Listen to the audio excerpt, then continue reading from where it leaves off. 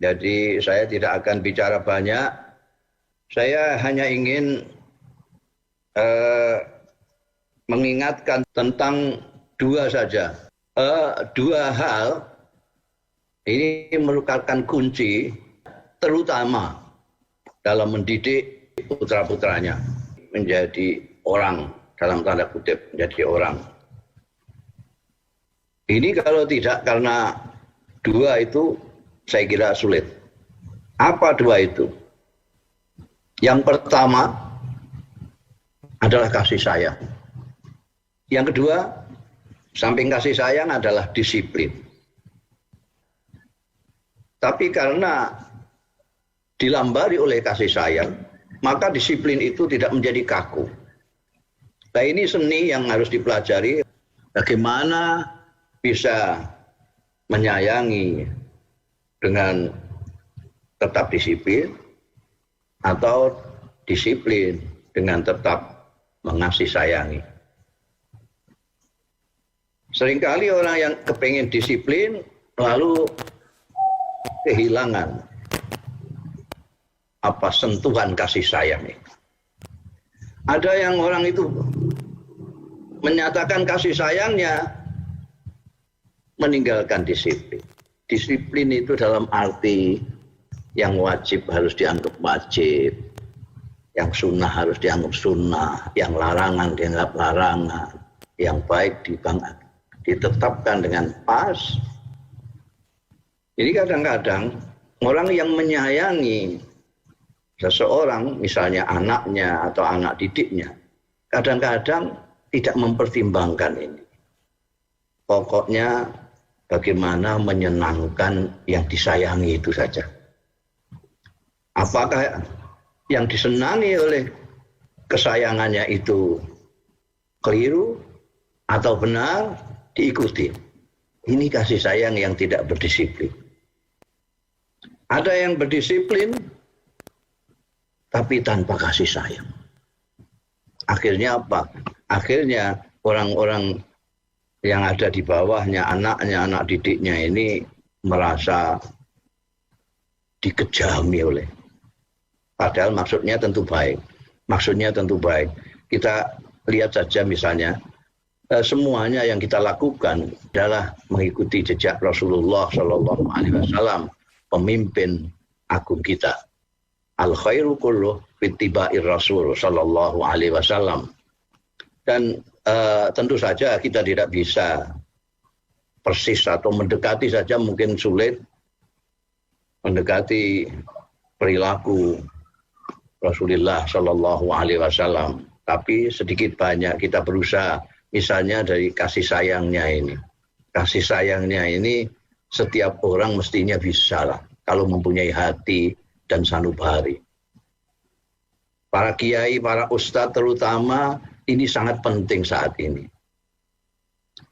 Kita tahu bahwa Kanjeng Nabi Muhammad Shallallahu Alaihi Wasallam itu beramar ma'ruf nahi mungkar pun itu harus dipahami dengan landasan kasih sayang. Bahkan saya sering mengatakan bahwa amar ma'ruf nahi mungkar itu sebenarnya adalah manifestasi dari kasih sayang. Orang tidak akan beramal ma'ruf, bernahi mungkar terhadap sesama kalau dia tidak menyayangi sesama itu. Tapi akhir-akhir ini lalu amal ma'ruf nahi mungkar tidak lagi berlandaskan kasih sayang, tapi banyak yang berlandaskan kebencian. Dan itu salah memahami perilaku Rasulullah Shallallahu Alaihi Wasallam.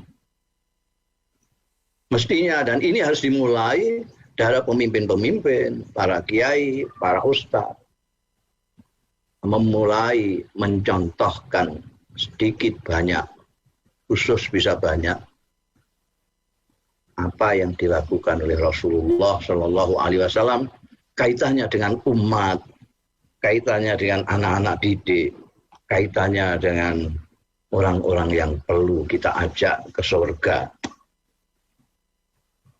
Hari-hari ini kita menyaksikan banyak sekali orang-orang yang ingin mengajak ke surga, tapi dengan cara neraka. Karena itu, jadi memang kasih sayang harus dilatih. Kasih sayang harus dilatih. Ilmu bisa dicari sendirian, bisa. Bisa. Sekarang ada Google. Kalau tidak mau membaca sendiri, ada Google. Tidak bisa mutalaah sendiri, ada banyak kesempatan kita membaca melewati internet. Tapi satu, keteladanan, kasih sayang kepada sesama, itu kita hampir tidak menjumpai di medsos. Di medsos itu kebalikannya. Mereka mengatasnamakan Nabi Muhammad SAW, tapi dengan perilaku yang bertentangan sama sekali dengan Rasulullah SAW. Rasulullah SAW kita tahu semua, wajahnya sendiri sudah mengajak orang. Kecuali orang yang tidak mendapat hidayahnya, tidak mendapat hidayah Allah Subhanahu wa Ta'ala, yang tidak terajak oleh kehadiran wajah pribadinya Rasulullah. Rasulullah tidak usah berkata-kata, itu sudah mengajak, sudah menarik. Karena wajahnya selalu tersenyum, selalu ramah, selalu menyambut. Selalu menyambut. Orang yang kalau normal dan mendapat hidayah Allah Subhanahu wa Ta'ala, melihat Kanjeng Rasul Shallallahu Alaihi Wasallam saja, pasti dia tertarik. Apalagi kalau beliau berbicara, bersabda, bicaranya lembut, tidak pernah menyinggung orang, tidak pernah mencaci, tidak pernah menghina. Kenapa? Karena gurunya Allah Subhanahu wa Ta'ala, panduan yang diberikan oleh gurunya Al-Quranul Karim, itu memang menyuruh untuk demikian. Karena Kanjeng Rasul Shallallahu Alaihi Wasallam adalah pengamal pertama dari Al-Quranul Karim. Para kiai-kiai itu hanya ingin bagaimana ngepaskan perilakunya dengan Rasulullah Shallallahu Alaihi Wasallam. Kiai-kiai itu ya sebisa-bisanya.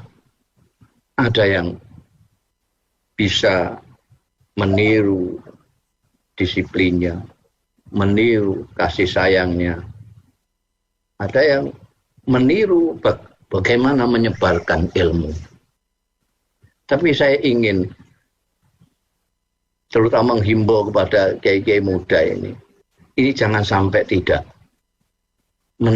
berusaha meniru Kanjeng Rasul dalam kasih sayangnya, kasih sayangnya kepada umat. Ada umat. Umat ini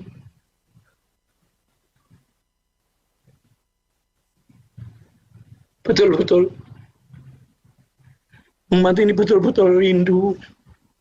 rindu kepada akhlaknya Rasulullah Sallallahu Alaihi Wasallam, rindu kepada perilakunya yang santun dari Rasulullah Sallallahu Alaihi Wasallam. Tolong para kiai, para ustadz, para habaib, tolong hadirkan lagi akhlaknya Rasulullah Sallallahu Alaihi Wasallam, kasih sayangnya Rasulullah kepada sesama, dakwahnya Rasulullah yang mengajak. Tolong itu dihadirkan. Tolong dihadirkan itu kasih sayang. Agar orang-orang yang awam, yang tidak paham Al-Quranul Karim, kurang paham dengan pribadi Rasulullah Sallallahu Alaihi Wasallam, bisa menyimak Anda sekalian yang ngerti Al-Quran, yang ngerti sirah Rasul Sallallahu Alaihi Wasallam. Tolong tampilkan itu, bukan hanya dalam ucapan saja, tapi dalam perilaku. Tolong tampilkan itu dalam perilaku, agar orang-orang awam yang lugu-lugu ini bisa menirunya. Mudah-mudahan inilah termasuk jariah Anda sekalian, kalau Anda sudi menampilkan akhlak Rasulullah Shallallahu Alaihi Wasallam dalam masyarakat terutama yang sekarang ini. Cukup itu. Dan cukup apa yang saya sampaikan sekarang ini.